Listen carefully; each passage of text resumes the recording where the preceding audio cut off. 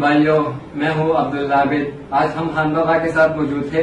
خان بابا ڈیم کے حوالے سے کچھ بات کرنا چاہتے، بلکہ اعلان کرنا چاہتے۔ آپ بھی دیکھیے ہمارے ساتھ خان بابا سے کیا کہتے ہیں۔ بالکل عبداللہ نے مجھے بتایا ہے، مجھے تو پتا تھا، میں نے دیکھا تھا کہیں، لیکن اتنا بریفلی اس کے بارے میں جانکاری نہیں تھی، تو اب مجھے پتا چلا ہے تو میں بہت زیادہ خوش ہو گیا، کیونکہ یہ تو بہت ایک پازیٹیو کاز ہے اور ہمیں ڈیم کی بہت ضرورت ہے پاکستان میں۔